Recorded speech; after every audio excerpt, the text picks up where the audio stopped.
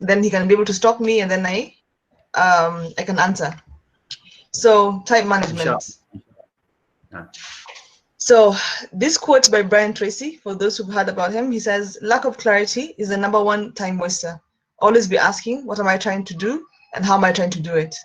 I know most of us, the disruption from, with the lockdown in Nairobi, with the COVID and everything has made things so difficult.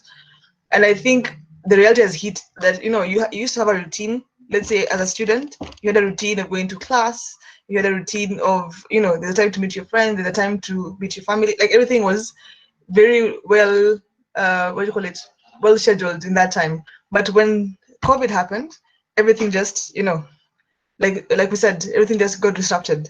But the disruption doesn't mean it's a bad thing. It actually could be a good thing, depending on what you want to do. Because they're probably the guys who maybe are about to do an exam, and they're like, hey, thank God, there's no exam. It has been postponed until, for those of us who freak out a lot. So definition of time management is the process of organizing and planning how to divide your time between specific activities.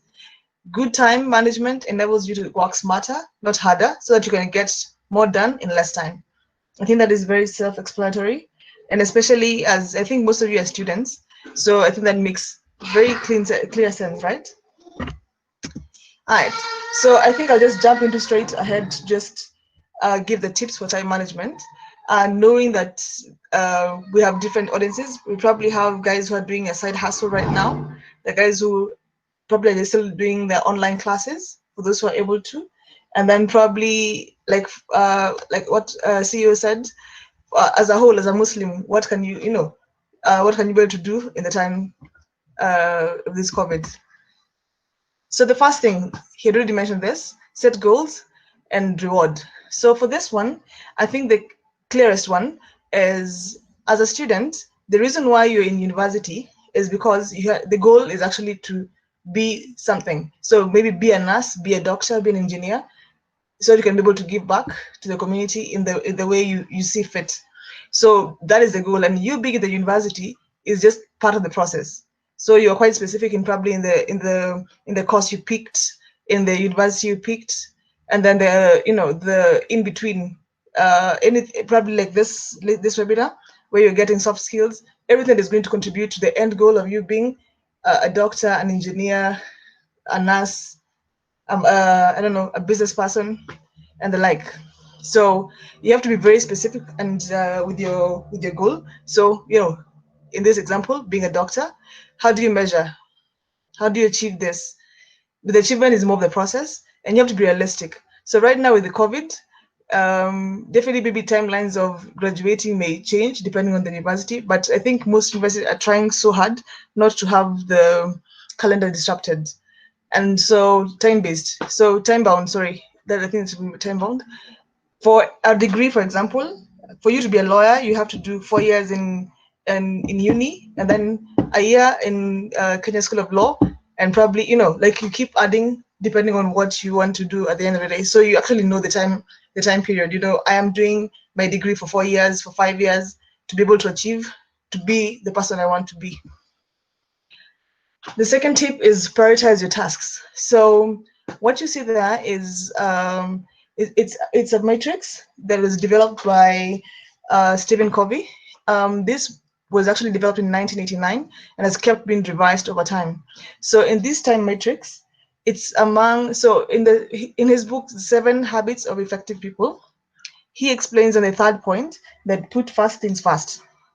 So he's like where you need to focus. So this is what do you call it, a graph, where you say there's a part for what is urgent and what is important. So you have two, what do you call it, an axis of one axis is urgent and the other one is important. So in the first one, in this one, it's the first matrix is important and urgent. This one I think we are all familiar with. You probably have a deadline for your assignment. It's due today by 4 p.m.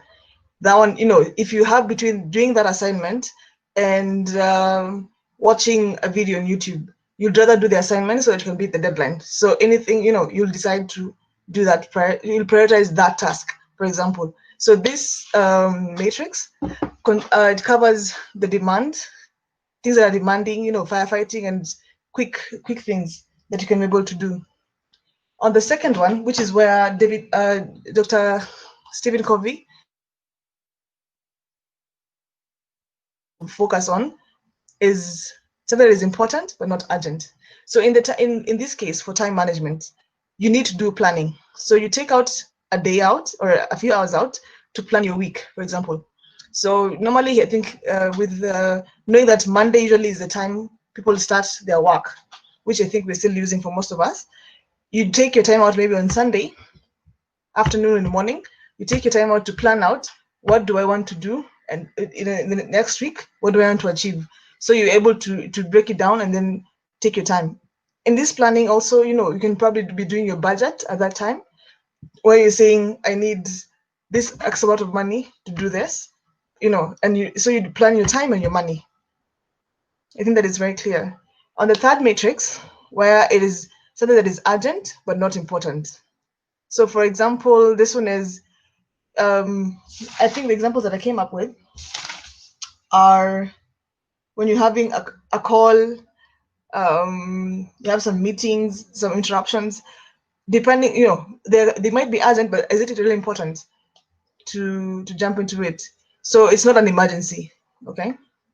And in the fourth quadrant, where it is not important and it's not urgent. So this normally, I think, is where we get lost, especially with social media, and right now we have so much time. So you end up watching a lot of Netflix, you're on YouTube, you're busy texting, friends on Facebook and doing Twitter, joining in, giving your contribution to hashtags that are available and stuff. They can be just time wasters, unfortunately, for some of these things. So that is pretty much the summary of how to prioritize your tasks. So I think with that and the examples I've given, I think it would be easy for you to pretty much be able to find out whether this task is, where is it? Where do I put it? Do I, and at the end of the day, you need to focus on the strategies that are important and not urgent, because that is actually what will be able to propel the rest of the tasks that you need to do. All right, delegate small tasks.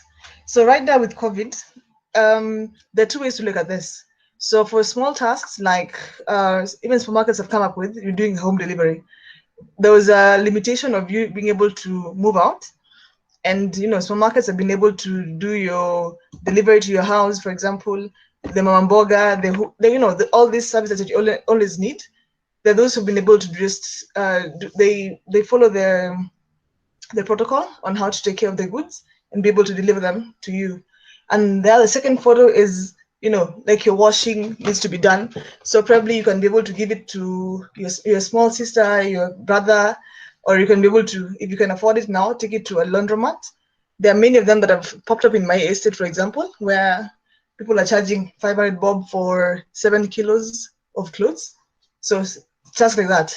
On the other hand, COVID has also been an opportunity for most people who have seen the opportunity, where you decide to open your delivery services or your laundromat or any the services that are needed normally by people. You take the initiative, you open a business, and you start actually taking initiative. So at this point, maybe I can ask Ali, are there any questions? No, currently wamenyamaza, sijui anakuogopa ama we poke them. Ama nimeongea sana haraka. I also speak fast. I'm really trying to maybe Madam Rehema. Madam Rehema.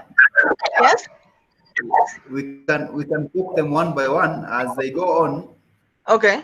There's one Mr. Yusuf is saying, I'm sorry to be late. Yeah. Can I have Mr. Umar's PowerPoint presentation so that I can catch up on what he just said? So I believe that's for Mr. Umar. We'll share the same PowerPoint, inshallah. And for your information, these are live sessions, so we are recording. Yeah. And we'll be able to share the same on social media platforms, so you can follow us for any information that you have missed. So now, Madam Rehema, we can go on as we wait for the questions, inshallah. I'm seeing Mrs. Yusuf asking, what am I talking about? The topic is time management, and I'm actually giving now the like tidbits and tips on how to manage your time. Because actually managing your time is not possible. You just manage the activities that you do. If you notice, I'm focusing on the activities that you do, not because time cannot be managed as it is. So, all right, back to the presentation. Let me just put that on full screen. Madam Rahima, as you go on, Yeah. Afon, as you go on, Uh-huh. I would like to clarify. I would like to clarify something. Mm-hmm. On behalf of my mentor to empower participants or mentorship forums. Yeah. These guys are not usually this serious. I wonder if it is the internet making them very serious. Yes. Now you understand what I was saying. I need to see them. I need to see them. I know you have interacted with them. They ask questions. They always they are very interactive. Ali. Yes. Yes. Maybe it's because it's a digital session. Probably. Lakini pole pole, they will start asking questions and being interactive. So feel free to ask any questions. I believe you have interacted with Madam Rahima. She's not a stranger. Or maybe they wait to ask questions by raising their hands. It's okay. Yeah, go on, Madam Rahima. Okay. All right. So that was delegating small tasks. So the other tip that I had is to make small tweaks in your schedule. So for this one, as you can see from the kind of photos I put out. So with COVID, like Mr. Omar mentioned earlier, maybe your time to wake up has become, you need to change your time for waking up, and you also need to put now effort to doing so much. Like the second photo is about, like doing a jog. So I think most of us have been stuck at home for too long. Our bodies have become something else. We don't even recognize ourselves anymore. You can just, you can put in a jog, for 5 minutes, and you keep increasing with time. And then the other thing, you can take the time to actually learn new skills. And to make this schedule easy for you, if from the seerah of the Prophet sallallahu alaihi wasallam, the ideas that how when you monitor how he operated his time, he actually scheduled his activities around salah.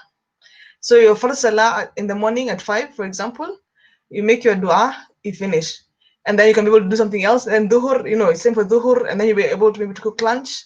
Asr the same, maghrib, isha. So you can squeeze in the activities that you want to do, and if you can be able to do them around the fard prayers, it makes it much easier for you. I think at least that's what I try to do. It makes it very, very easy. And I think working from home also has made it quite easy. You don't have to rush around town looking for a place to pray. Where do I make wudu? Where do you do what? Especially now with COVID and the mosque is closed, you can imagine the chaos of looking for a place to pray and all that. So there's what you just make a few things that you wanted to do, and you start. You add them in your schedule. For example, in my case, I'm trying to do coding. I'm starting actually today. So I've squeezed in an hour to try to learn how to code. I've been relying on my friends and colleagues to actually do some of the coding when it's needed for my work. So I'm taking the time. I'm like, I need to learn a new skill. Let me know how to code. So maybe by the time this is over, it'll be much easier for me to learn how to code, and I do not, I can be able to add that as a skill to what I'm working on. The other thing is set clear deadlines. So with this one, I think it's quite clear. And as for the photo, you can see there are different colors. You have a calendar. I think for those who have a tangible calendar, I think this makes sense. But for us, I think most of us, we already have a smartphone with a calendar. You can be able to actually put alerts on your phone to be able to know this deadline is coming up for that. Maybe if you're working in a project, you can put a deadline ahead. You can say, like for me today, my calendar actually had an alert to tell me I have a presentation today at 10. So when I was looking yesterday at my calendar, I'm like, yeah, so I have a place tomorrow, and then I schedule my time. How will I do my morning, the presentation, and after that, what will I work on? So you have to be very clear on your deadlines. Plan your meals ahead. I think this one has become more clear that now that people that are working from home, if you have not planned out your time, you might end up spending 4 hours in the kitchen and you don't know what first of all, you've been spending time thinking about the food, and then now you have to think, where do I get the food? And then now you have to cook the food, and then you have to eat it. So when you plan ahead and let's say if you take Sunday as the day for planning, and I need my meals for Monday. Breakfast I'm having mandazi and chai, and then lunch I'm having. Like, you just plan out and you know what you need, so you can buy them in advance, and you also plan out your market time, or you're going to have the delivery in your home. When you plan that out, that stress is given out.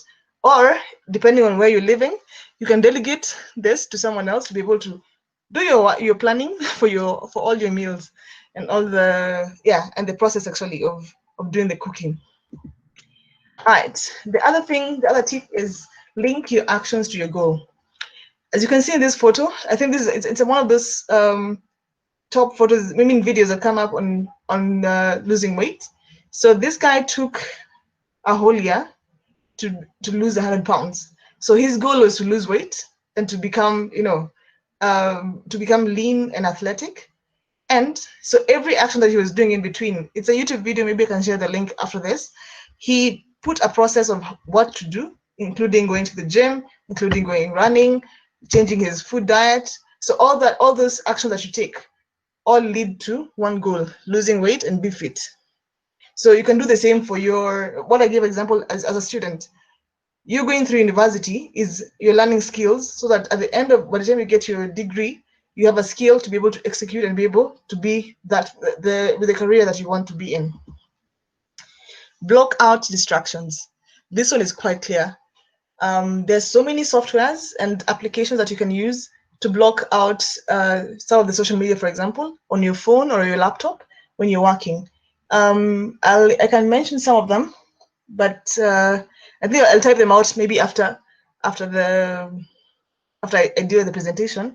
But some of them include Focus at Wheel, there's Freedom App, there's Flipped, Moment, Remember the Milk, Rescue Time, and the like. So this one's really, you can be able to set it out in such a way you can block out notifications coming in, and even if you try actually once you put the application to run, when you try to log in, it actually blocks you from actually even accessing, probably like your Facebook, for example. You cannot be able to get anything from it. So I think it's a good tool if you're looking to have a deep focus on a particular task that you're working on, so that you don't have anyone else disrupting you.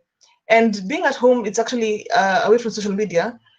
If you're working, like right now, we're all in a webinar, and you've taken your time out to go to a different room so that you don't have any distractions and be able to sit down and listen.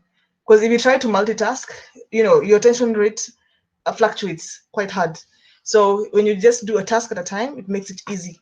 So for the distractions, you can probably you let everyone know in the house that I'm having a meeting at this time. Please don't come to my room, or don't come to the living room, things like that. You just make arrangements with yourself and those who are with you at home. Schedule your day ahead. So this is what I was saying earlier about probably on a Sunday, you figure out what are you doing the next day. So like this was a presentation by Business Insider. I think for us Muslims, you can be able to change the timing, because our waking up hours, mashallah, is different, to give us enough time to do much more. But so this was a schedule for someone who's unemployed and looking for a job, and want to plan out to see what they can be able to do. Actually, I have a presentation on the same that I had prepared for much earlier. Can you see that, Ali? I'm on an Excel sheet right now. You can Ali? see the Excel sheet. Yes, I can see the Excel sheet. All right. So maybe I can try to I can try to expand it a bit more. So I try to think through as a job seeker, because right now I think people are looking for jobs. Your income probably is not as stable, and you're looking for jobs. And so I came up with a snapshot of a job seeker's time on, focus is get a job. So that is a goal. So you try to break down through the day as you look through job posts. So this one is from very many. There's Brighter Monday, there's LinkedIn, there's Fuzu. There are all these platforms that actually have jobs that they post every time. You look through that, and then when you get a job that you like, you customize your resume, you customize the cover letter, and for LinkedIn, you update your profile so that it matches. So if you say, like, for example, in my case, I do marketing and communications. So I update my my CV and everything, and including my LinkedIn. So when someone searches for me online, they can be able to see, oh, she does, it's actually matching because she applied for a job in corporate relations and she actually has, experience in communications, something like that. You try to tweak it. And then I say at 10 a.m. upskill, take a course on YouTube. There are so many skills. For me, with the coding, I'm taking a free course through Skills Crush, it's called. And for me, I'm putting 1 hour for that, and then to see how I progress. It's something new that I'm putting in my schedule.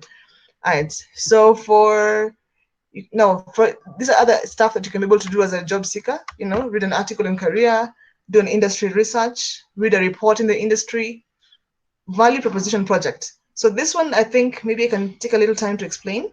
So with most of the jobs that we have online, people, right now you can be able to get something online, a skill online, and be able to work it out.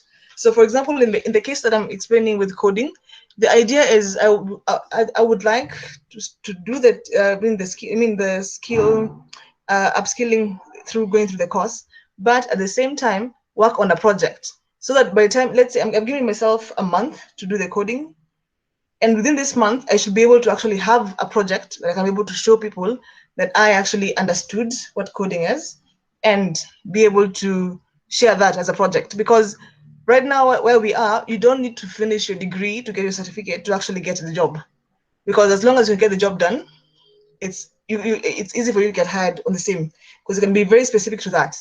So that is what I meant by value proposition project. So you just take time out to work on it. So the project, you give yourself maybe a timeline. You say, I want to do this project within a week, and that's what you do. Other things that you can be able to do as a job seeker is reach out to a recruiter, build a relationship with them, write an article for LinkedIn, for example, so that you can keep active. Because you need to be, like Omar said earlier, you can be able to give your skills and your ideas. You don't need to actually have done them, but you actually have an opinion about it. You can be the same way you post on Facebook about what you're doing. You do the same on LinkedIn. LinkedIn is more professional. It's where people actually will look for you to actually get, to hire you. And then you can prepare for an interview if you have one, and you can project on an interview. So I think that is what I meant on that slide. So back to this, sorry. So that was on scheduling your day. So you can have something similar to that. Actually, maybe on the same slide. So initially, as you remember, I was supposed to do this presentation in Ramadan. So what I came up with was actually a schedule for, of doing as much worship as possible during the month of Ramadan. You take advantage of doing every single act that you can be able to do. As you can see, the wake up time here was at 3 a.m. You wake up with tahajjud, have your suhoor, do your fajr prayer, do your adhkar, other things you put in, salatul duha, you do your recitation, memorization, do your sunnah prayers, you can do your zakat. Then you can have I wrote there kailula. I hope that makes sense. Having a siesta, probably, you need to take time out to just have your body to rest. And then do your adhkar, have your iftar, all the way to do your taraweh. And then you go back to sleep, depending on how you plan it out. But that was the idea that I had at that time for Ramadan. The other slide that I had was for, in case you're doing business, you can have, you break down your activities and you list them out, and then you do them, you tick them up as you do them. So as an entrepreneur, for example, you can work in to review your tasks for the day, read your emails, If there's a project you work on it, respond to calls, have a meeting with your team, they respond to investors, write a report, industry report reading to catch up with what is happening in your industry, upskill, build relations with coworkers, and update social media profile. So this definitely, if you just need to plan it out, and depending on what you want, these are just examples that I had, and it's not definitive. And as you can notice, I've just used a very simple tool, an Excel sheet, to just list down the work that you want, the things that I want to do, the activities you want to do for the day or for the week, and you just tick them off as they go. So this can be, you can be able to do a tracking on this. It will be very easy for you to keep at it. So let's go, sorry. And back to the presentation. All right, the next one is another tip for managing your time is taking breaks and unwinding. So the Kailula I mentioned about, you can take a time and just have a, a 30-minute break in between, so at least your mind can stop chattering and just, calm your body. You can watch a video. There is an informational video or something just to relax you. You can take a walk, for example, and this you can do in between the day. Or you also do some stretches, like even after like this webinar, I know most of you are sitting down, so you can just take a time out and just stretch. Make sure at least body's, these muscles are moving and your body is active. Okay, so tools and techniques. I think I've already mentioned some of them as I went through. Having a time planner, you can create a master list, work from a list like I showed you on the Excel sheet, organize by priority, and organize your time. So I think an Excel sheet would be an easy one, but there are many tools out there you can actually check out and try them out and see whether they work for you. And you can integrate them with your phone and your apps. So it makes it easy for you to know what to do when. So benefits of time management. Definitely you get more productivity and you're more efficient. You can imagine for the Ramadan tasks that I put out. You can imagine how smooth that day can be. You've been able to do so much. There was time for you to do the zakah. You automated your zakah or your sadaqah for the day. You've done your adhkar. You've learned a new ayah today. You've recited the Quran. Like you can imagine having that day. You're feeling so productive and you're so efficient because you're switching between tasks and you knew what is to be done when. And then you can have a better professional reputation, especially with what I mentioned earlier with how you plan out for your career as a student. Like you're still in the process, but there are things you can do now to be able to get you to start building your reputation using the online platforms that you have. And then less stress. You can imagine when you delegate, you don't have to think about who's going to wash your clothes. You have that sorted out.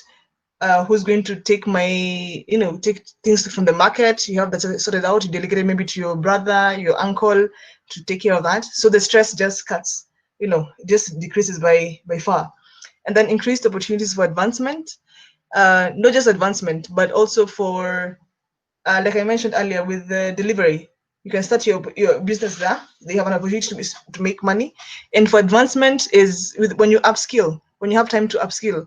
You can imagine in a month, if I'm able to code, who knows what I'll be able to develop, as an app maybe, or for a website. Greater opportunities to achieve important life and career goals. At least when you do a master list and you know your top goals, you have 3 goals that you want to achieve, and then you break it down to the things that you want to do. It makes, you have a smoother time to be able to do so much.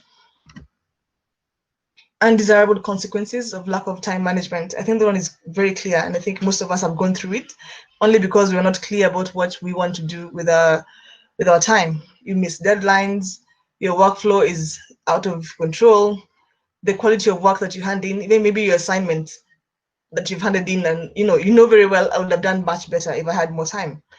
And then as someone who's building the professional qualification and the reputation, you can imagine if you don't post anything for a whole year, who knows that you exist? Who knows that you actually, you want to be a doctor and you have an opinion? Who knows, you're a web developer and you have ideas for development. So because if people don't see you, they don't know that you exist and they can't contact you for the job that they have in mind or an opportunity. Higher stress levels, that comes with no explanation. Right. So I think I've come to the end of my presentation, and the message is very clear. If you fail to plan, you plan to fail. Thank you so much. I think I'll give it back to Ali. Are there any questions now? Yes, Madam Rahema, there are many questions that are coming in. Okay. People would like to know, Mrs. Yusuf, she would like to know. She would like to know. Now, just a minute. No, she wrote. Have to ask, when you say update your LinkedIn profile, do you add on your new skills ama unatafuta zile zenye ulikuwa umeandika kabla kwa profile yako? I'm not sure what she means by that. Because apparently kwa LinkedIn ukiandika